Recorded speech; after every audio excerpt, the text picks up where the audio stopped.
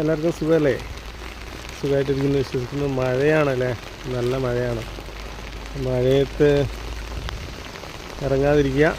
ഞാൻ നാട്ടിലുള്ളൊരു സ്ഥലത്താണുള്ളത്. അപ്പോൾ അവിടുത്തെ കുറച്ച് കാഴ്ചകൾ നിങ്ങളെ കാണിക്കാൻ വെച്ചാൽ മഴയത്ത് വന്ന മാറ്റങ്ങൾ, മുന്നേ ഉണ്ടായിരുന്നതിൽ നിന്ന് വ്യത്യസ്തമായി ഉണ്ടായിരുന്ന മാറ്റങ്ങൾ നിങ്ങളെ കാണിച്ചിട്ടാണ്.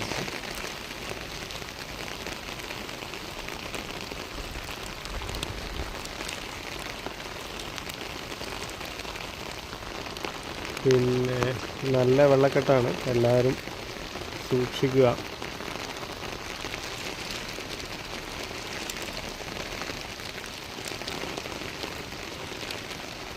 മുന്നേ ഇവിടെ വന്നപ്പോൾ നല്ല ഭംഗിയുള്ള സ്ഥലങ്ങളായിരുന്നു.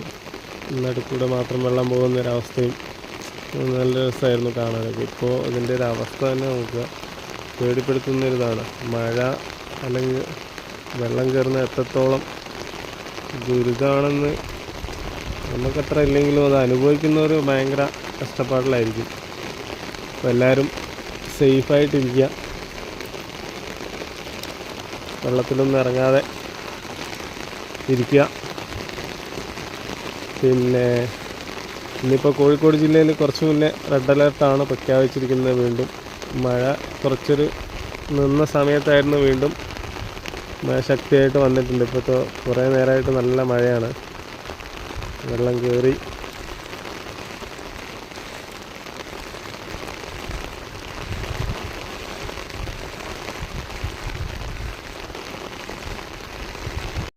കാണുമ്പോൾ നിങ്ങൾക്ക് എത്രത്തോളം മനസ്സിലാവേണ്ടതെന്ന് അറിയില്ല.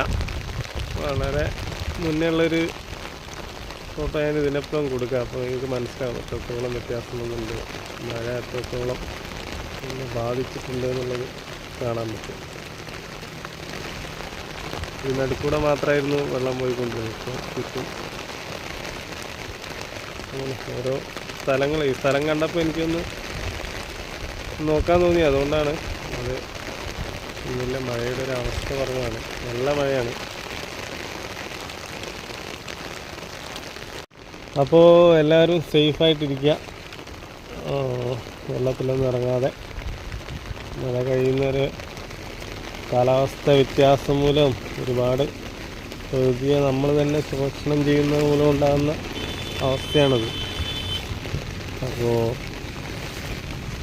ഇതിനൊക്കെ ഒരു പരിഹാരം നമ്മൾ തന്നെ വിചാരിക്കണം.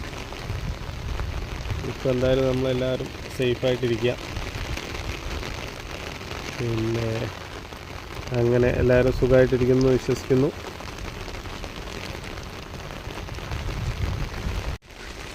ഇത് സ്ഥലം വരുന്നത് നമ്മുടെ കൊയിലാണ്ടിയിൽ നിന്ന് നടുവണ്ണൂർ പോകുന്ന വഴി, അതായത് മുത്താമ്പി വഴി നടുവണ്ണൂർ പോകുന്ന സ്ഥലത്തുള്ളൊരു വയൽ പ്രദേശമാണ്.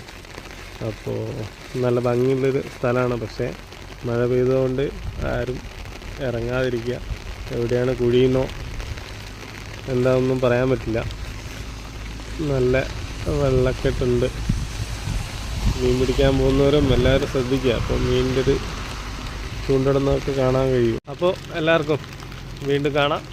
എല്ലാവരും സേഫായിട്ടിരിക്കുക, മഴയത്തൊന്നും ഇറങ്ങാതെ നന്നായിട്ടിരിക്കുക. ശരി, വീണ്ടും കാണാം.